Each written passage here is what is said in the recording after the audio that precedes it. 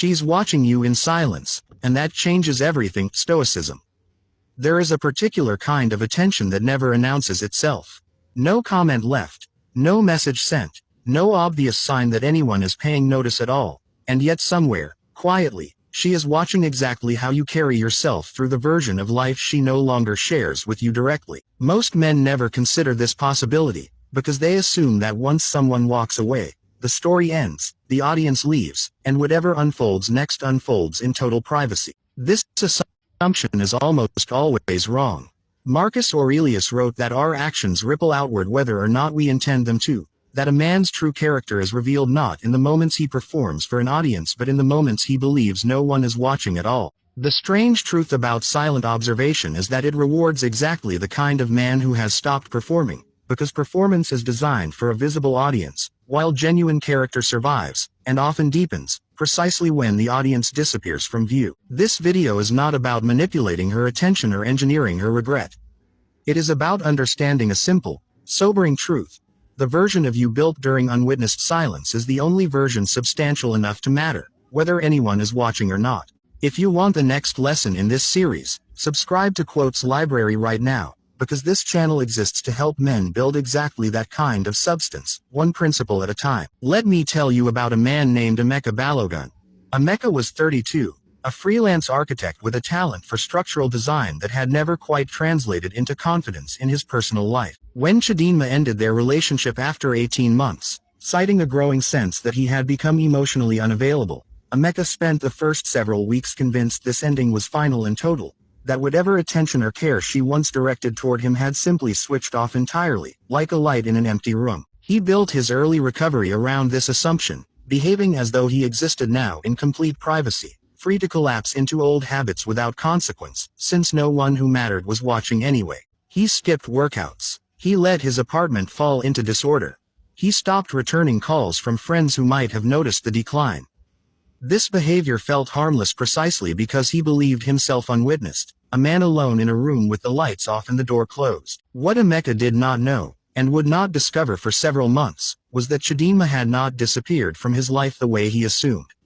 She still followed his general trajectory through mutual friends, through occasional glimpses on social platforms neither of them had blocked, through the small, ordinary channels people remain loosely connected through even after a relationship ends.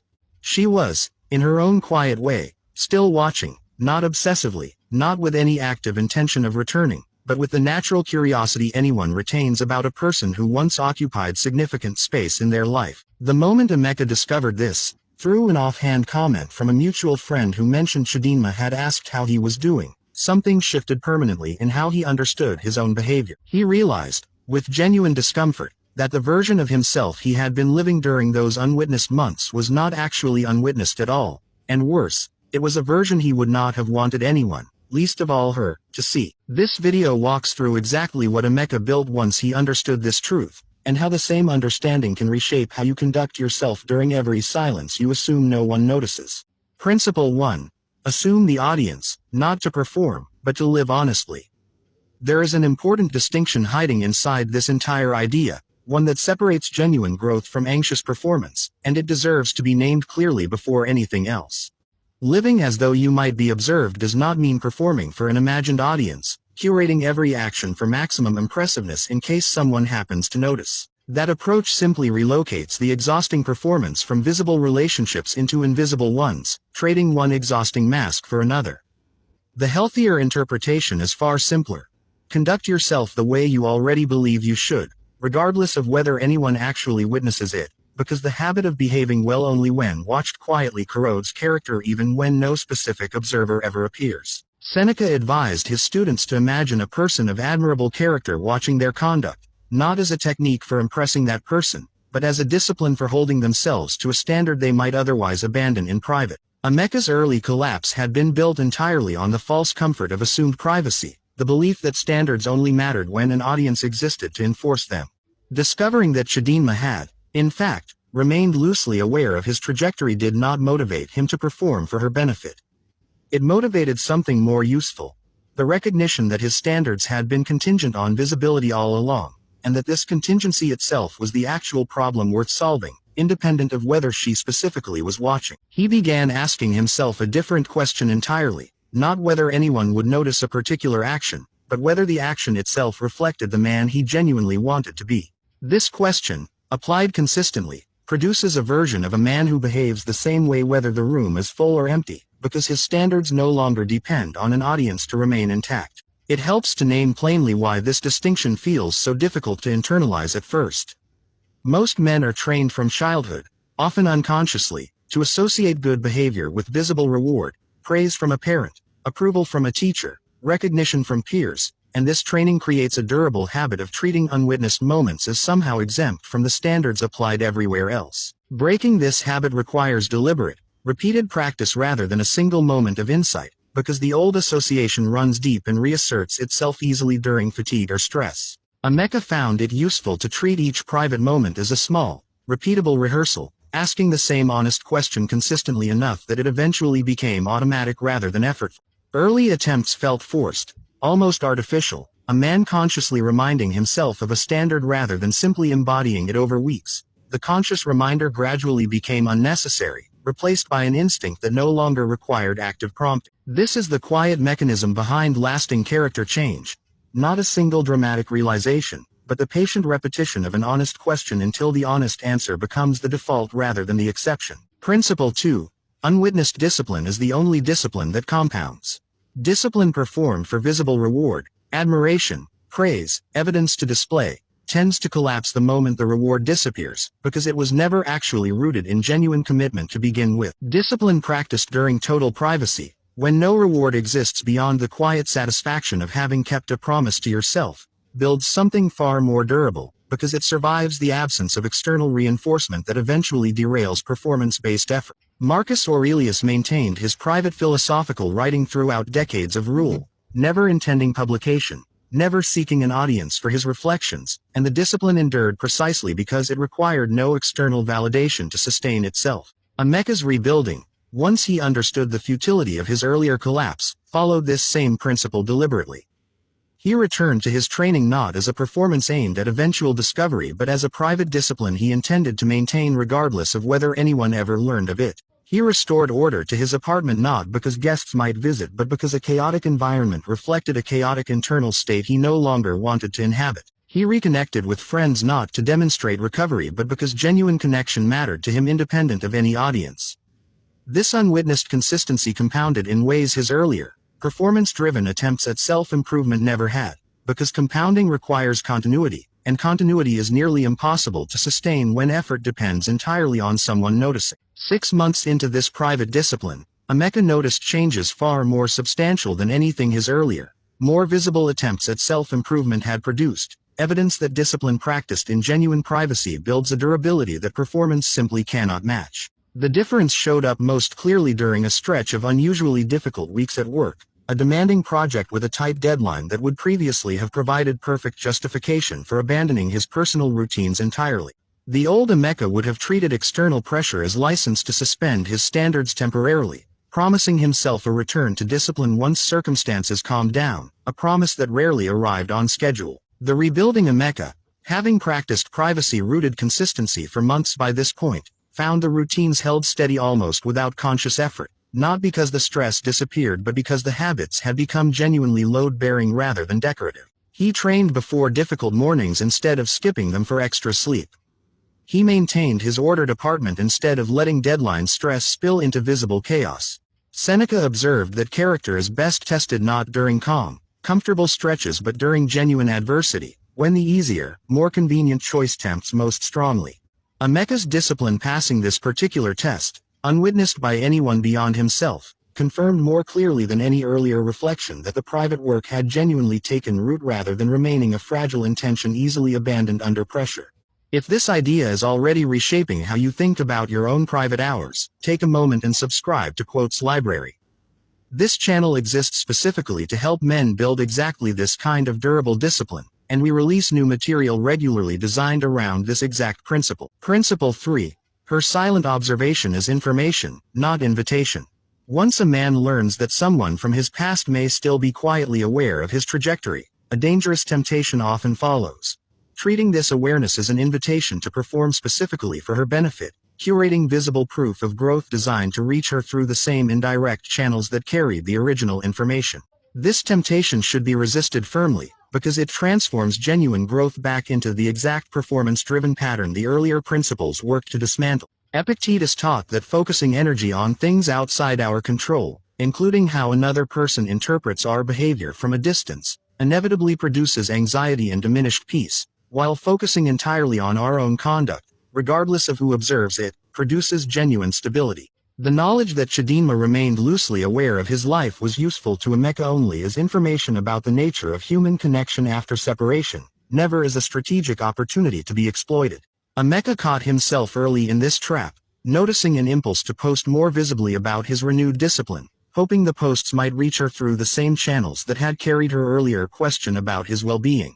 He recognized the impulse for what it was, a subtle relapse into performance disguised as growth, and deliberately chose restraint instead, continuing his private discipline without amplifying it for any particular audience. This restraint mattered enormously, because growth performed for a specific, anticipated observer remains fundamentally fragile, dependent on that observer's continued attention to feel meaningful. Growth practiced without any particular audience in mind, sustained regardless of who eventually learns of it, becomes genuinely stable, unaffected by whether the information ever reaches its original intended recipient at all. This restraint required Emeka to sit with a specific discomfort worth naming honestly, the quiet disappointment of doing meaningful work that might never be witnessed by the one person whose witness would have felt most satisfying. This discomfort is real, and pretending otherwise would understate the actual difficulty of the discipline being described. Seneca acknowledged this same tension in his own writing, admitting that even a philosopher committed to indifference toward external opinion still felt the pull toward recognition, and that the discipline lay not in eliminating this pull entirely but in refusing to let it dictate action. Emeka allowed himself to feel the disappointment honestly, without either suppressing it or acting on it by amplifying his visible presence in hopes of reaching her attention. Over time, this disappointment softened considerably, not because the growth stopped mattering to him personally, but because the satisfaction he found in the growth itself, entirely separate from any external witness, gradually became sufficient on its own terms. Principle 4. Character revealed in private becomes character trusted in public. There is a reason ancient philosophers placed such heavy emphasis on private conduct as the true measure of character, distinct entirely from public reputation, which can be manufactured through careful presentation regardless of what actually occurs when no one is looking.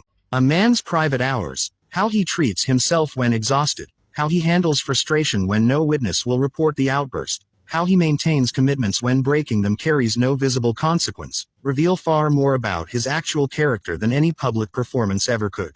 Diogenes lived his entire philosophy in full view, refusing to distinguish between his public and private conduct, precisely because he understood that any gap between the two revealed a character built on performance rather than genuine integrity. Emeka began applying this standard to himself deliberately, treating his private hours as the true test of the man he was building rather than a space exempt from the standards he maintained publicly. He noticed, uncomfortably at first, several areas where this gap had existed previously: patience displayed publicly but abandoned in private frustration, generosity performed visibly but withheld in small private moments where no one would notice its absence. Closing this gap became one of the more difficult aspects of his rebuilding, because it required honest confrontation with exactly the behaviors he had previously excused simply because no one witnessed them. Over time, as the gap between his public and private conduct narrowed, Emeka noticed something unexpected. People around him, friends, colleagues, even casual acquaintances, seemed to trust him more readily, sensing intuitively, even without conscious articulation, that the man they encountered publicly was the same man who existed when no one else was present. This narrowing gap also changed how Emeka experienced his own internal life, independent of how others perceived him.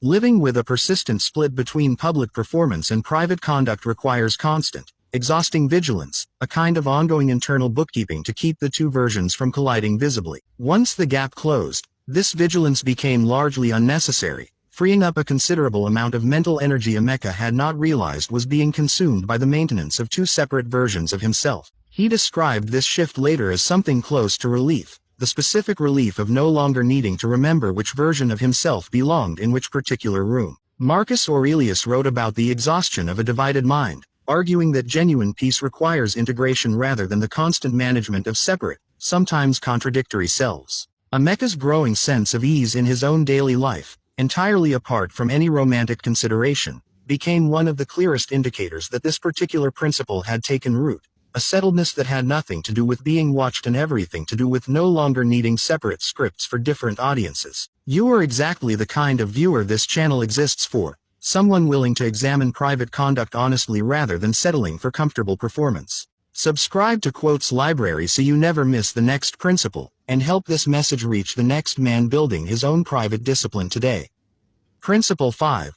Silence from her does not mean absence of thought. Men often interpret a former partner's silence as evidence of complete indifference, assuming that because no message arrives, no thought exists on the other side of the separation either. This assumption, while sometimes accurate, often oversimplifies a far more complicated reality. Silence frequently coexists with continued thought, reflection, even occasional curiosity, simply without the accompanying action of reaching out, whether from pride, uncertainty about how contact might be received, or genuine ambivalence about what reconnection would even mean. Seneca observed that human beings are remarkably skilled at concealing their internal states from external view, capable of appearing entirely unaffected while privately processing significant reflection beneath a composed exterior. Chidinma's silence toward Emeka, sustained for months, coexisted the entire time with the occasional curiosity that eventually surfaced through the mutual friend's offhand comment. This principle carries an important implication worth stating plainly.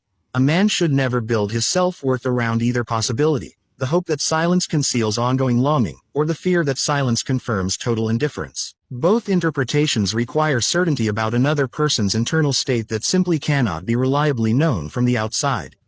Emeka's healthiest response, once he understood this, was to stop interpreting Chidinma's silence entirely, neither hoping it meant more than it did nor assuming it meant less, and instead returning his full attention to the conduct and discipline that remained entirely within his own control. Her internal experience, whatever it actually contained, belonged to her alone to process, and Emeka's peace could not reasonably depend on guessing its contents accurately from a distance he had no genuine access to. This principle also carries a useful corrective for a common trap men fall into after any significant separation: the habit of constructing an entire narrative about the other person's inner life based on fragments of second-hand information, a habit that inevitably produces distorted conclusions built on incomplete evidence.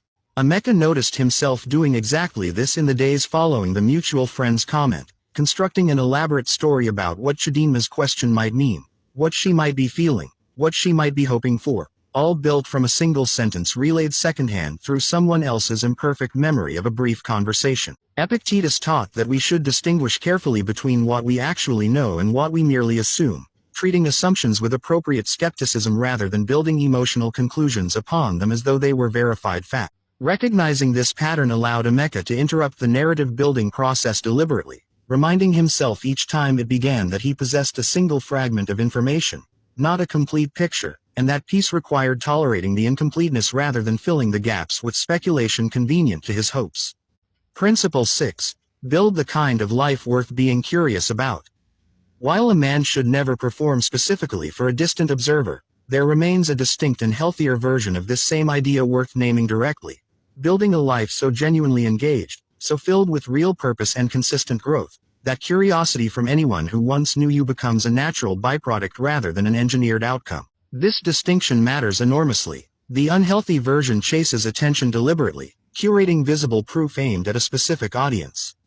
The healthy version simply builds an interesting, substantial life for its own sake, and curiosity from others follows naturally, as an incidental result rather than the primary goal driving the behavior. Marcus Aurelius never sought to be remembered by history, yet his private reflections eventually captured the genuine curiosity of millions across centuries, precisely because they were never written with that curiosity in mind. Emeka's life, roughly a year after the separation, had become genuinely substantial in ways that had nothing to do with proving anything to Chidinma. His architectural practice had grown considerably through consistent, disciplined effort. His friendships had deepened through the genuine presence he now brought to them.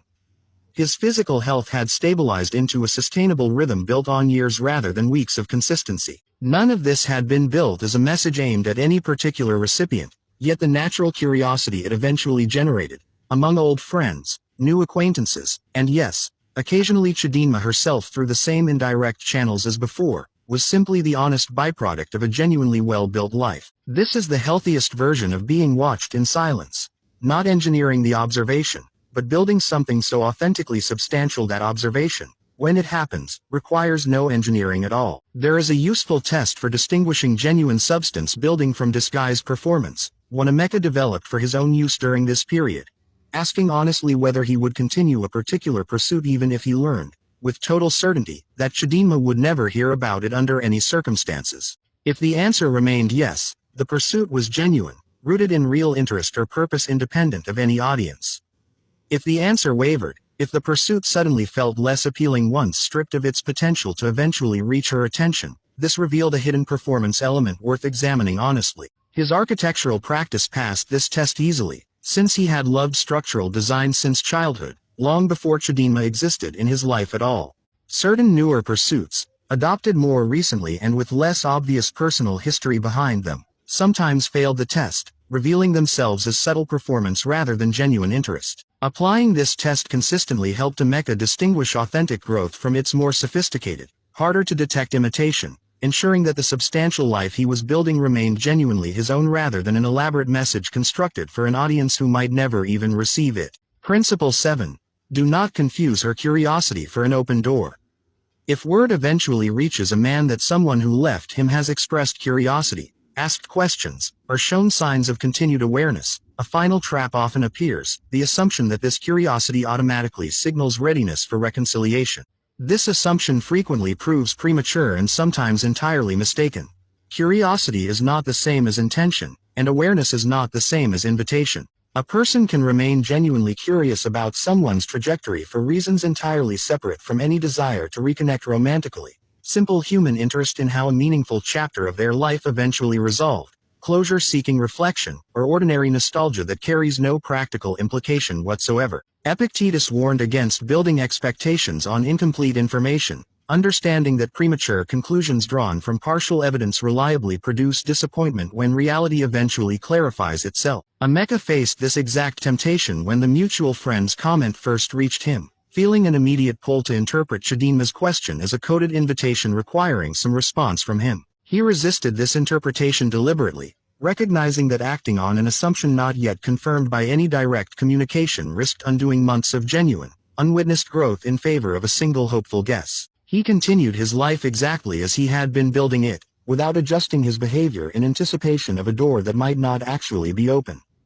Months later, when Chidinma did eventually reach out directly, the conversation that followed was grounded in genuine mutual clarity rather than the anxious misreading that might have followed a premature, hopeful response to secondhand information. Curiosity, however flattering to notice, remains only curiosity until confirmed otherwise through direct, unambiguous communication. There is an additional layer worth naming here, one that protects a man not only from premature hope but from the subtler danger of resentment if curiosity never converts into anything further. If a man secretly builds his private discipline around the eventual hope of reconciliation, even while telling himself the work is unconditional, disappointment becomes almost inevitable the moment reality fails to match the hoped-for outcome. Marcus Aurelius warned against attaching our peace to any outcome that remains beyond our control, and a former partner's eventual choice to reconnect or not reconnect sits firmly in this category, regardless of how encouraging any secondhand curiosity might initially appear. Emeka found it useful to separate these two threads deliberately in his own mind, continuing his private discipline as an unconditional commitment to the man he wanted to become, while treating any question of reconciliation as an entirely separate matter to be evaluated honestly only if and when direct communication actually arrived. This separation protected him from the quiet resentment that so often poisons a man's growth when that growth was secretly conditional on an outcome he never actually controlled in the first place. Principle 8. The final measure is whether you would approve of yourself. Beneath every principle in this video sits a single, quieter question worth returning to regularly, one that ultimately matters more than whether anyone is watching at all. Would you approve of the man you have been during your unwitnessed hours? This question requires no external observer to answer honestly, and it remains valid regardless of whether Chidinma, or anyone else from a man's past, ever learns anything about the private discipline built during their absence. Marcus Aurelius returned to a version of this question constantly throughout his private writing, asking himself repeatedly whether his conduct reflected the character he genuinely wished to embody, independent of any audience, living or historical, who might eventually witness the answer. Emeka's final, most durable transformation arrived once he stopped measuring his growth against Chidinma's potential observation entirely and began measuring it instead against his own honest self-assessment. This shift proved subtle but complete. He no longer wondered whether a particular evening of discipline might eventually reach her attention through some indirect channel. He simply asked himself, at the end of each day, whether he had lived in a way he genuinely respected, and let that answer stand as sufficient regardless of any external audience, past, present, or entirely imagined. This is the principle that ultimately outlasts every other consideration in this video. She may indeed be watching in silence, and that awareness may indeed change something about how seriously you take your private conduct, but the deepest, most sustainable version of that change occurs only once you no longer need her observation to hold yourself to the standard you have chosen. Emeka reflected, near the end of this entire process, that the most valuable outcome of the whole experience had very little to do with Chidinma at all, regardless of whatever eventually happened between them. The valuable outcome was the man he had become in the process of no longer needing an answer to that question, a man capable of sustaining discipline through genuine self-respect rather than borrowed motivation from someone else's potential attention. This is, in the end, the quiet reward hidden inside every principle in this video, available to any man willing to do the work regardless of whether his particular Chidinma ever resurfaces, ever reaches out, or ever learns anything at all about the private discipline built in her absence. The work was never actually about being watched. It was about becoming, through the discipline of behaving well when unwitnessed, a man worth watching in the first place, whether anyone ever does or not. Principle 9. Let this awareness extend beyond any single person. Once a man internalizes the idea that unwitnessed conduct still matters, an important expansion naturally follows. This principle was never really about Chidinma specifically, or about any single person from his past who might be quietly aware of his trajectory. It applies universally, to every unwitnessed hour, regardless of who might or might not eventually learn about it. Treating the principle as specific to one particular observer risks narrowing its power considerably, reducing a genuinely transformative standard into a strategy aimed at a single audience who may or may not ever actually witness the results. Marcus Aurelius did not write his private reflections with any specific reader in mind. He wrote them as a general discipline of character, applicable to every private moment regardless of who might eventually encounter the results, if anyone ever did at all. Emeka eventually recognized this expansion in his own life, noticing that his private discipline had begun extending naturally into areas entirely unconnected to the relationship that originally prompted his reflection. He found himself maintaining honesty in small business dealings even when dishonesty would have gone completely undetected. He found himself treating strangers with genuine consideration even in interactions with no possibility of future consequence or recognition. This expansion confirmed that the principle had matured beyond its original, narrower application into something closer to a genuine operating standard for how he wanted to move through the world entirely, independent of any single observer, past or present. This is the ultimate destination of this entire line of thinking, not a heightened awareness of one particular person's potential attention, but a settled, consistent character that requires no particular audience at all to remain fully intact. The final word. She may be watching in silence, through channels you cannot fully see or verify, carrying curiosity you cannot accurately measure from a distance. This awareness matters, not because it should reshape your behavior into a performance aimed at her specific attention, but because it should remind you that unwitnessed hours were never truly private in the way collapse convinces us to believe. Build discipline that compounds because it requires no audience to sustain itself. Close the gap between your public and private conduct until the two become indistinguishable. Release the need to interpret her silence accurately, since her internal experience was never yours to reliably access. Build a life substantial enough that curiosity follows naturally, without ever requiring the exhausting work of engineering it. And when curiosity does eventually surface, resist the temptation to mistake it for an open door until direct, unambiguous communication actually confirms it. Beneath all of this sits the only question that ultimately matters. Would you approve of the man you have been when no one, not even her, was actually watching at all? If Emeka's story gave you a clearer way to see your own unwitnessed hours, subscribe to Quotes Library right now. This channel exists entirely for men doing exactly this quiet, difficult work, translating ancient wisdom into private discipline that holds up regardless of any audience, and every subscriber helps this message reach the next man who needs to hear it tonight. Share this with someone rebuilding in silence right now, wondering if anyone will ever notice. Leave a comment about which principle challenged you most today. And when this video ends, return to your own private hours the way a man who has already decided his standard would, quietly, consistently, without needing anyone's witness to make it count. Keep becoming.